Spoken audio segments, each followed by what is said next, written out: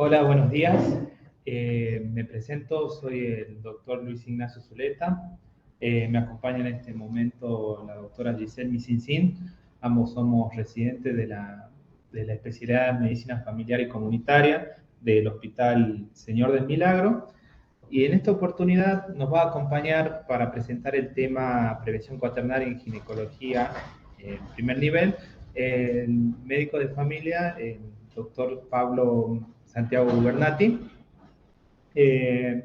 Bueno, comenzamos un poco, le vamos a comentar los objetivos que nos planteamos en este presente Ateneo, que sería definir en primera instancia lo que sería la prevención cuaternaria, como un segundo objetivo, identificar las prácticas habituales que no se justifican en una consulta de control en una paciente sana o asintomática, justificar el por qué no realizar este tipo de acciones de manera sistemática y, por último, invitar al sistema de salud a reflexionar sobre los efectos adversos en los pacientes a los que les realizamos este tipo de práctica.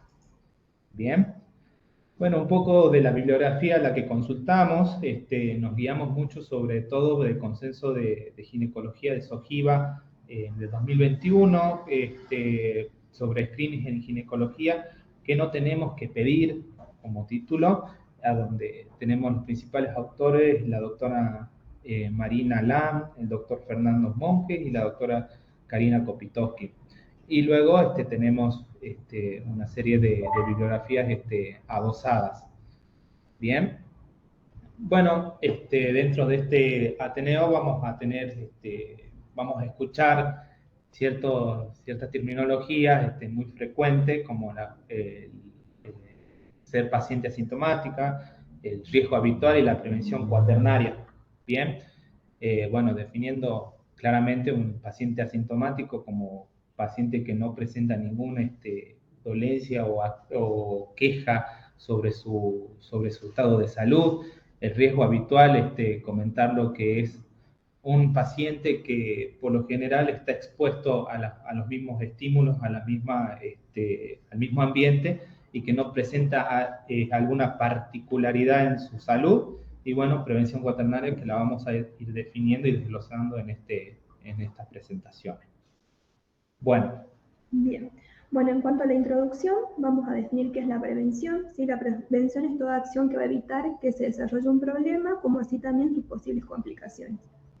Durante el tiempo, el sistema de salud ha ido evolucionando desde la prevención primaria a terciaria y posteriormente fue la cuaternaria y la primordial. ¿Sí? En esta presentación nosotros vamos a hacer un enfoque en cuanto a la prevención cuaternaria en el área de salud de la mujer y vamos a definir a esta prevención cuaternaria como todas aquellas actividades que se realizan para evitar o paliar un daño producido por las actividades sanitarias en una población denominada sana o asintomática. Bien. Un poco del marco histórico sobre lo que sería la prevención cuaternaria. Es una terminología que la utilizamos mucho los médicos de familia. Se empezó a gestar o a utilizar por primera vez por el doctor Mark Müller.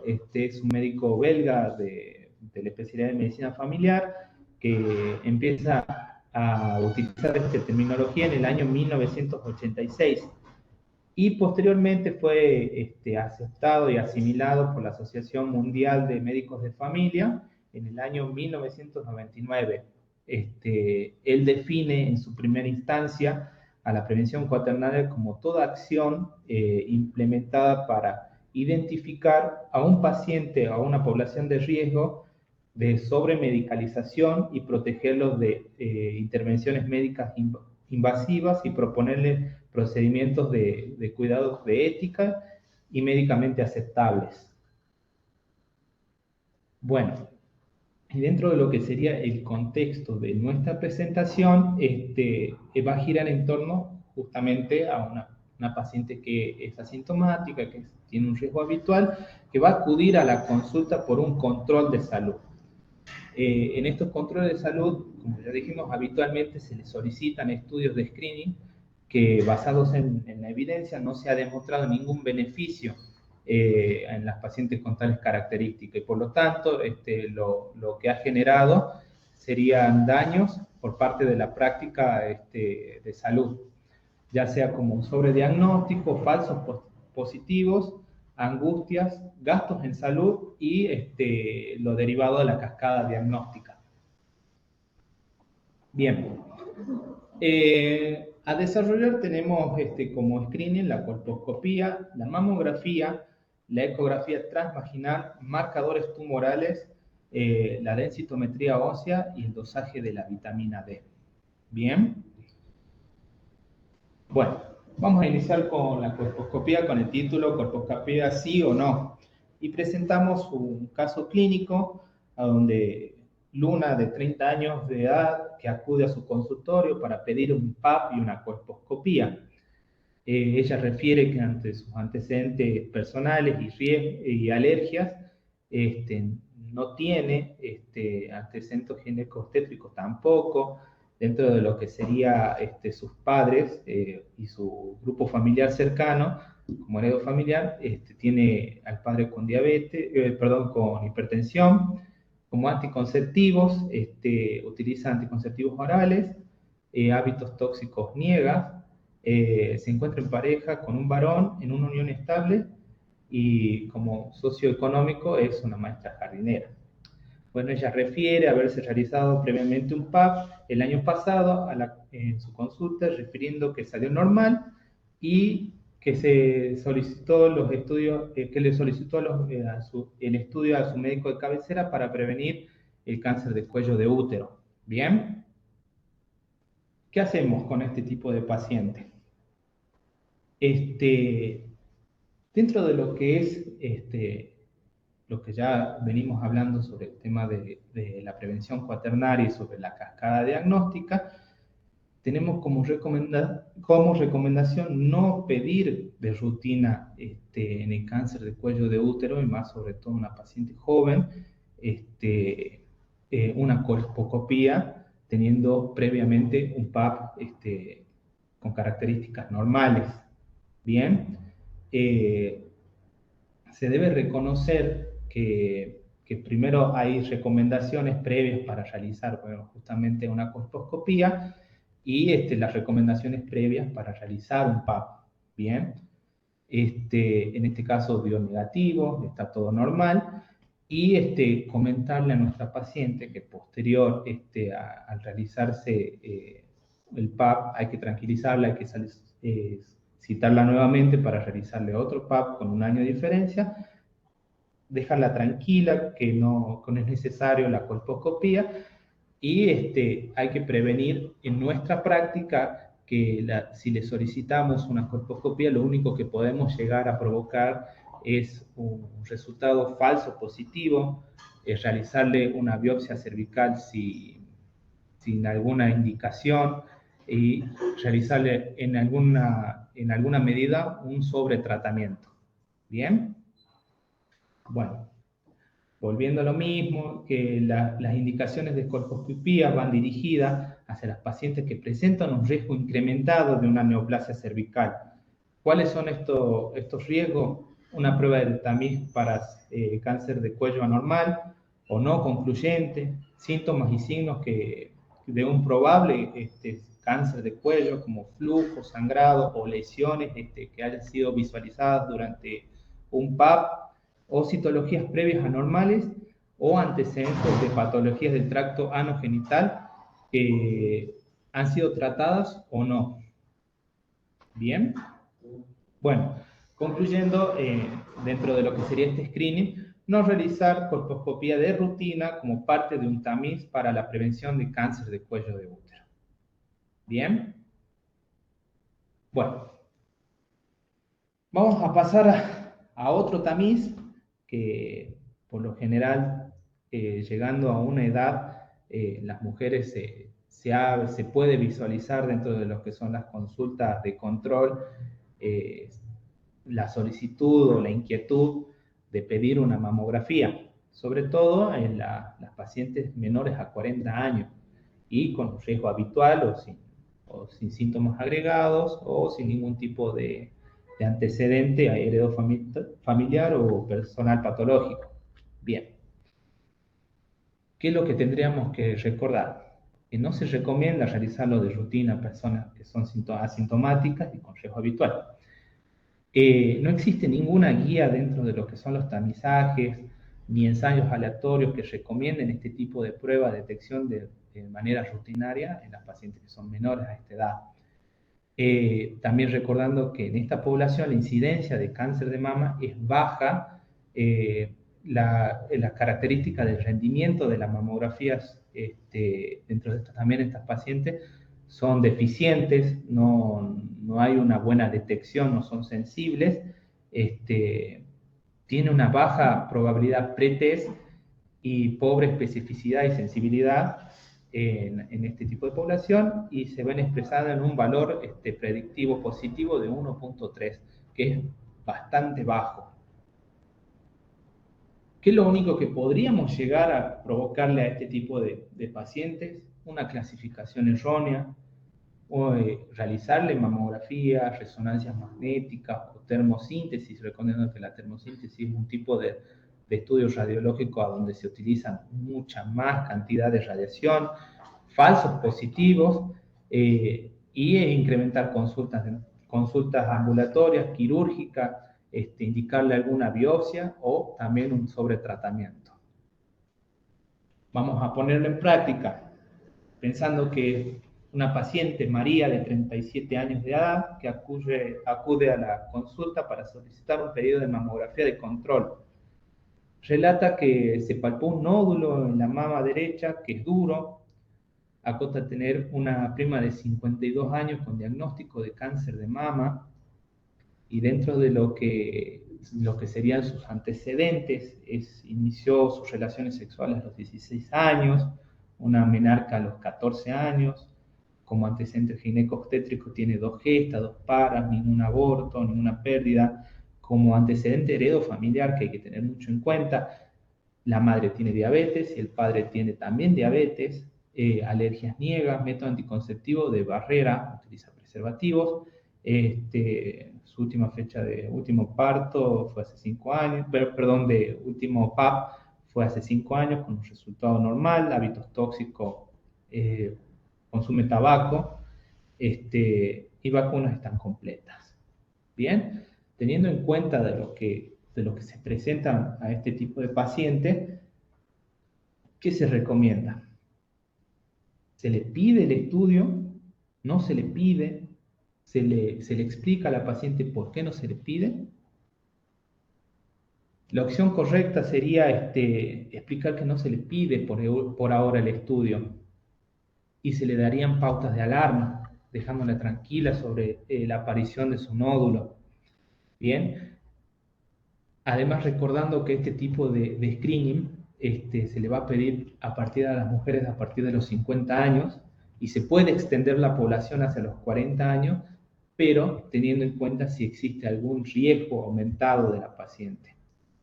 Tiene algún familiar cercano de primer grado que tenga alguna patología ginecológica o oncológica, gineco-oncológica, se puede. Si se encuentra con alguna sintomatología, también se le pide dentro de lo que sería la edad extendida hasta los 40 años. Bien, entonces como recomendación, no solicitaríamos el estudio mamario en mujeres menores de 40 años con un riesgo habitual. Bien. Bueno, retomando de nuevo, vamos ahora a otro tipo de screening que también se puede visualizar, que también es pedido de manera habitual, que sería la ecografía transvaginal. ¿Se le pide una ecografía transvaginal a una paciente asintomática? Bueno, un poco de lo que sería la ecografía, que es un estudio de imagen muy utilizado en la práctica clínica habitual, y es el primer método complementario ante la presunción de una clínica de un carcinoma ginecológico. Sin embargo, su uso se va a limitar únicamente a pacientes que presenten síntomas o un factor de riesgo aumentado. Por lo tanto, de manera sistemática y habitual no se recomienda solicitar una ecografía transvaginal como parte de rutina en una paciente asintomática que acude a la consulta por un control de salud. Bien. Su justificación. Hay una ausencia de evidencia científica que haya demostrado un impacto en una disminución de la mortalidad por cáncer de ovario o trompa cuando se realiza una ecografía transvaginal como tamizaje.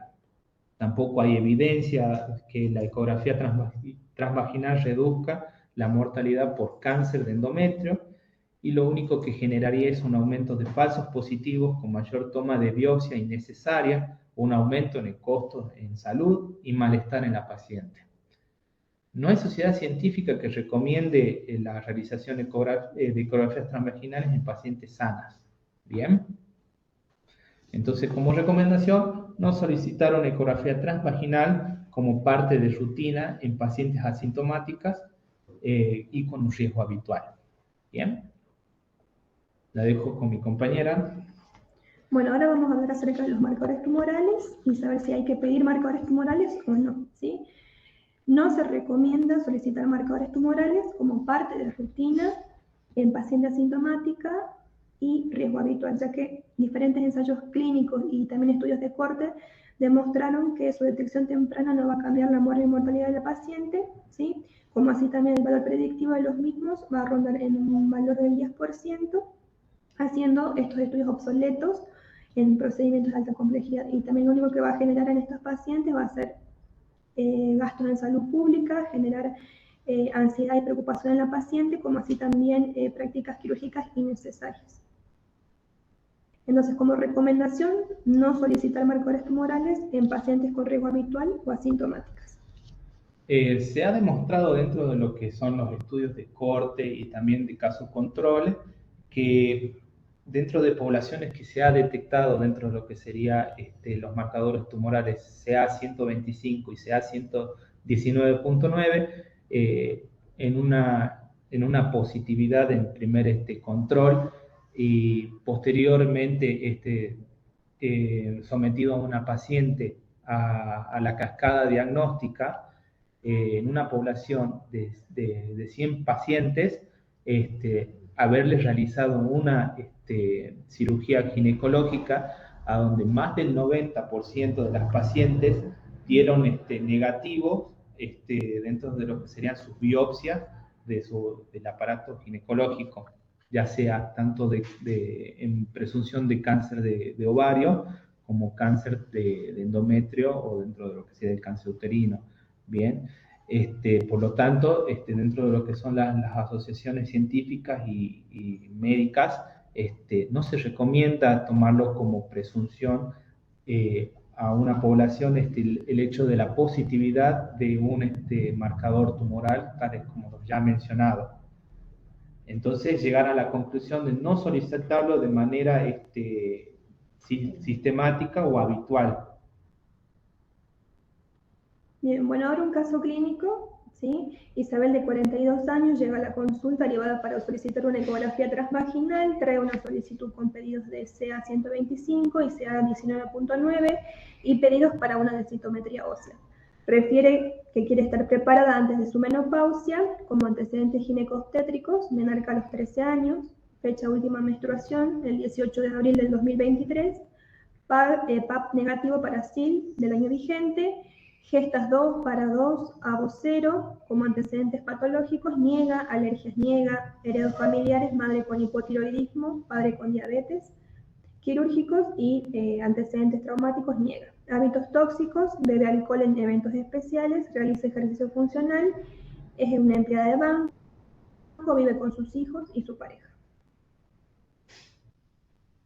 Bueno, ahora vamos a hablar un poco del dosaje de la vitamina D, ¿sí? En una paciente sana asintomática. No se recomienda solicitar dosaje de vitamina D como parte de rutina en paciente asintomática de riesgo habitual, ¿sí? La medición de la vitamina D no está estandarizada, ¿sí? Es variable por diferentes métodos y entre los distintos laboratorios, ¿sí? No está determinado qué significación clínica tiene el resultado bajo, ni tampoco cómo debería ser su seguimiento. En cuanto a la justificación, bueno, no se ha demostrado que el tratamiento de individuos asintomáticos con déficit de vitamina D haya tenido algún impacto beneficioso en ningún aspecto de la salud, tales como, por ejemplo, una enfermedad cardiovascular, cáncer, caídas, mortalidad, fracturas o alteración del tono muscular. Entonces, no hay un consenso sobre el valor normal de la vitamina D, no hay ninguna evidencia tampoco actualizada que avale el screening en pacientes en una población adulta sana. ¿Sí? Entonces, como recomendación, no dosar la vitamina D en mujer adulta sana y asintomática. ¿Sí? Bueno, ahora un poco de lo que es la densitometría ósea. ¿Sí? Hay que solicitar densitometría ósea en mujeres posmenopáusicas menores de 75 años sin factores de riesgo. La respuesta, bueno, no se recomienda tampoco solicitar densitometría ósea antes de los 65 años en mujeres posmenopáusicas sanas y sin riesgo aumento de fracturas. ¿Sí?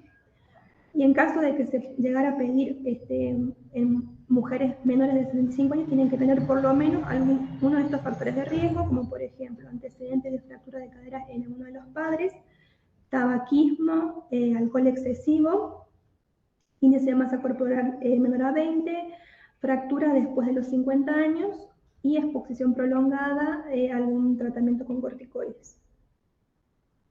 En cuanto a la justificación, bueno, no hay ninguna evidencia tampoco actualizada que avale el pedido de densitometría ósea en las mujeres posmenopáusicas sanas, menores de 65 años y sin riesgo aumentado de fracturas. La densitometría ósea no es un estudio costo efectivo en pacientes jóvenes y es de bajo riesgo, ¿sí? Y todas las guías recomiendan comenzar el tamizaje recién para osteoporosis a los 65 años en mujeres sin factores de riesgo y no antes. ¿Sí? Entonces, como recomendación, no solicitar la densitometría ósea antes de los 65 años en mujeres posmenopáusicas, sanas, sin riesgo, aumentado de fracturas. Bueno, vamos a retomar un poquito de lo que sería la consulta de Isabel y nos planteamos, ¿le solicitamos los estudios complementarios? ¿Le negamos todas las prácticas? ¿O le explicamos que los estudios en este momento no son de urgencia, haciendo hincapié en el por qué no hacerlo?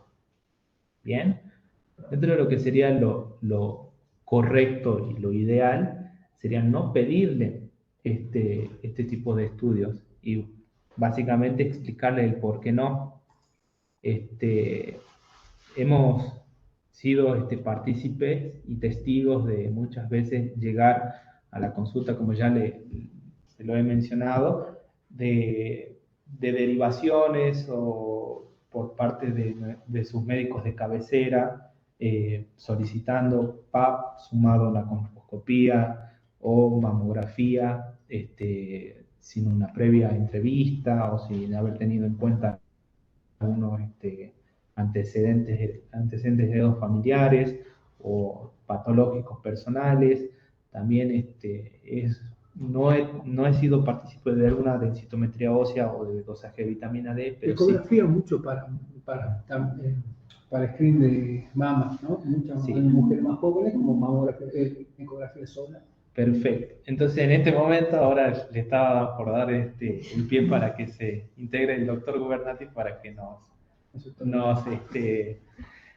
complemente o quiera acotar alguna información para este Ateneo. Ahí se lo pasamos al doc.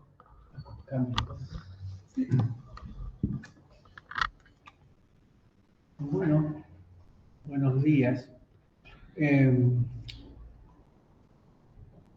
Me quedo pensando como en la generalidad de todas estas recomendaciones que están buenas, en la idea de la prevención cuaternaria y de nuestro rol como médico de familia y de nuestro rol como médico de atención primaria, en donde tenemos algunas características, o sea, nuestro quehacer médico tiene algunas características que favorecen, ¿no?, a la prevención cuaternaria, ¿no?, y que creo que tenemos que hacernos cargo y tenemos que aprovecharlas, como la longitudinalidad de la atención, la accesibilidad, ¿no?, el criterio de oportunidad. Son todas características del quehacer del médico de familia que favorecen esto, ¿no?, para poder abordar una Isabel y que sea la primera consulta y negar de todas las prácticas también puede ser una barrera, digamos, a la confianza de la paciente para con nosotros. Entonces, si nosotros como médicos de atención primaria, si logramos la confianza de la paciente, ser accesible, ser oportuno, vamos a lograr que esa paciente tome nuestra palabra como una referencia, así como de todas las otras referencias que tenga en salud, que no solamente son los médicos. Entonces, ese es algo que cuando hay una relación de confianza, ahí es donde nosotros podemos realmente explicar que los estudios en este momento no son de urgencia, podemos hacer hincapié en por qué no hacerlo, porque hay una relación que sostiene eso, y eso es un valor de nuestra profesión y de nuestra especialidad. Y por otro lado, también pensar, no solamente como en lo micro, en nuestra atención con nuestros pacientes chiquititos, sino también pensar en más grande, que muchas veces, como esta idea de pesquisar, esta idea de screening, también puede generar desigualdades en cuanto al acceso a la salud, y eso también es una cosa importante a pensar. Esta ley del cuidado inverso, que se hace muy manifiesta, por ejemplo, en el tema de la colposcopía, ¿no? Es decir, bueno, ¿cuántas mujeres hay? Quizás más del sector privado, dando vuelta por ahí con un pedido de papel colpo, cómo eso, que eso obedece sin juzgar, pero muchas veces al sector de clase media alta de la sociedad, ¿no? Sobre todo acá en Argentina. Entonces, cómo eso va saturando y va taponando el servicio, ¿no? Porque obviamente eso requiere que haya técnicos que hagan esa toma de muestra, que haya profesionales que procesen esa muestra, que le informen, médicos, y después si eso deriva en esto que decían ustedes sobre diagnóstico, de cascada diagnóstica, todo lo que eso demanda o hiperdemanda para cosas que no son necesarias, taponando por ahí la atención que sí es necesaria para mujeres que sí necesitan y que a lo mejor no tienen el acceso en patologías como el cáncer de cuello, por ejemplo, que es súper prevalente y que la mortalidad es alta acá en Argentina, y que en todas las guías siempre que leemos es como que en los países subdesarrollados es alto esto y eso nos toca a nosotros. Entonces que eso también como no solamente en el quehacer diario, sino también pensando como algo más, como estrategia de políticas públicas, que también es nuestra misión poder estar presente en esa toma de decisiones, tener en cuenta estas cuestiones de que no siempre prevenir es como lo más importante, como que hay una frase que caló bien hondo en todo, que es preferible prevenir que curar, y eso ya que nos quedó como algo, pero bueno, como que repensar todo el tiempo eso, ¿no? Y que es preferible prevenir, cuando realmente prevenir es mejor que curar, si no, a veces hacemos más. Y que no solamente tampoco en las cuestiones de lo que hacemos, pedimos, sino también en lo que decimos, ¿no? La prevención cuaternaria también tiene que ver con lo que nosotros decimos, con las indicaciones que damos, con los consejos que damos, ¿no? La prevención cuaternaria viene también a función de que está muy medicalizada la vida hoy, de que todo el mundo quiere un consejo médico para cosas que son de la vida diaria, ¿no? Las crianzas, la menopausia, ¿no? Y que como si no hay un médico que nos dice qué hacer en relación a cuestiones así básicas que antes no, como que no sabemos qué hacer, y eso también medicaliza de más la vida, y eso también, ahí a veces nosotros hablamos más, y a eso también hay que hacer prevención, a veces hablando un poquito menos, diciendo un poquito menos, ¿no? Eso. Bueno. ¿Puedo decir algo? Sí. Bueno, gracias Santiago, y bueno, bien, yo creo que este tema da justamente mucho para debatir, para pensar, y como ustedes planteaban el objetivo, reflexionar sobre las prácticas diarias, sobre las cosas que hacemos, y nosotros los médicos de familia que estamos más abocados a la prevención, a las prácticas preventivas, y justamente eso, ¿no?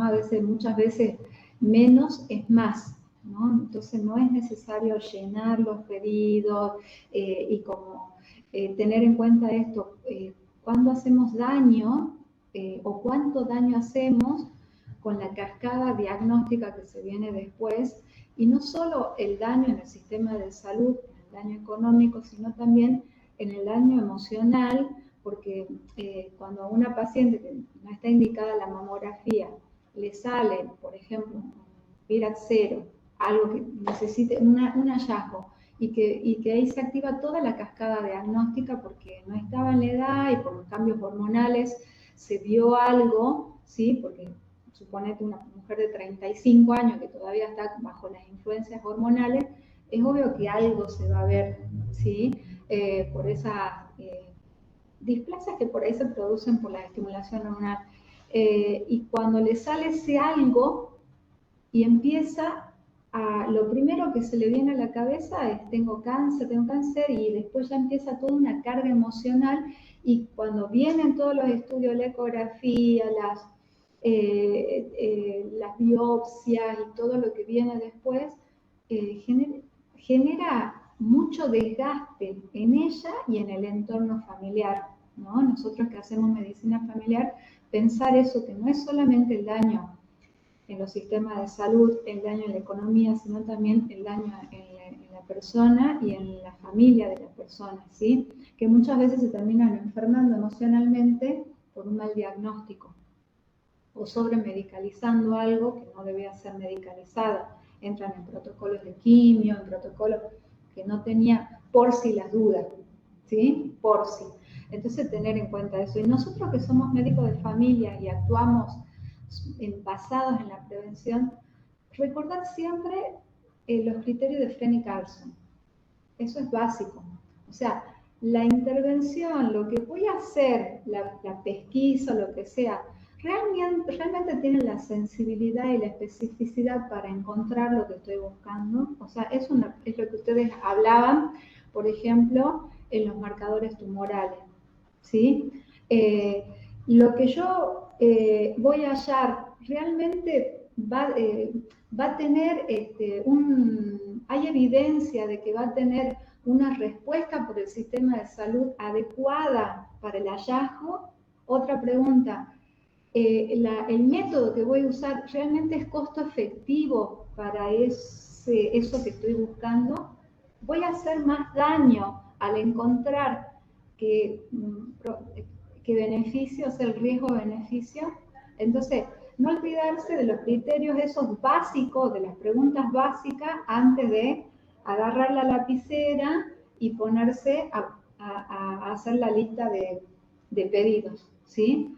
Eso, más que nada, pensar en estas recomendaciones que dijeron, reflexionarla, invitar a la búsqueda bibliográfica. Todo esto se va modificando porque en medicina generalmente nada es 1 más 1 que no existe, siempre todo se va modificando con el tiempo, y buscar sobre todo esto, la evidencia científica que respalda justamente las intervenciones, ¿sí? Así que bueno, eso quería acotar. Y por ahí agregar, sí, me enfoca bien, ¿no? Agregar una de las autoras de este artículo que ustedes se basaron, es la doctora Karin Kopitowski, ¿sí? Médica de familia, jefa del Servicio de Medicina Familiar del Hospital Italiano, presidenta de la Federación Argentina de Medicina Familiar, que escribe mucho sobre el área de salud de la mujer y escribe mucho sobre la prevención cuaternaria, y lo que ella plantea también en esto de si le pido o no le pido, es también el brindar la información adecuada, que la paciente pueda entender lo que le estoy queriendo transmitir, y que sea también una negociación con la paciente, si a pesar de toda esta información que yo le brindo sobre los riesgos de un falso positivo o sobre los riesgos de una activación de una cascada de estudios por algo que haya salido alterado, la paciente solicita lo mismo el estudio, ¿sí? Se puede hacer una negociación de realizarlo o no, ¿sí? Pero que también el paciente forme parte de la decisión, ¿sí? Que la decisión sea compartida. Pero para que la decisión sea compartida, yo tengo que tener la información clara, la tengo que tener actualizada y saber brindársela a la paciente, ¿sí? Y como decía el doctor, por ahí la ventaja de esto es que la mayoría de los médicos de familia puede hacer un seguimiento del proceso de salud o enfermedad de los pacientes, entonces conocemos un poco más de la vida, de lo cotidiano del paciente, y quizás esta negociación sea mucho más sencilla que un profesional que la ve en una sola ocasión, solamente para solicitar estudios y después ver resultados, ¿sí? Por ahí la confianza que tiene el paciente puede ser distinta y permite saber los miedos o las dudas, la ansiedad que le genera este estudio y poder ahí también negociar.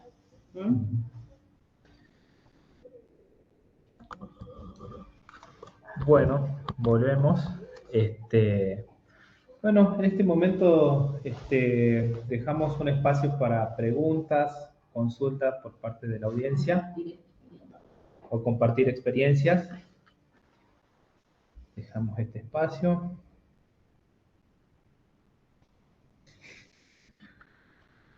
Bueno, listo. Entonces, bueno, dejamos nuestras redes sociales. Les damos muchas gracias por conectarse. Y bueno, el otro jueves nos encontramos nuevamente con otro Ateneo. Y bueno, y agradecemos la colaboración del doctor Gubernati.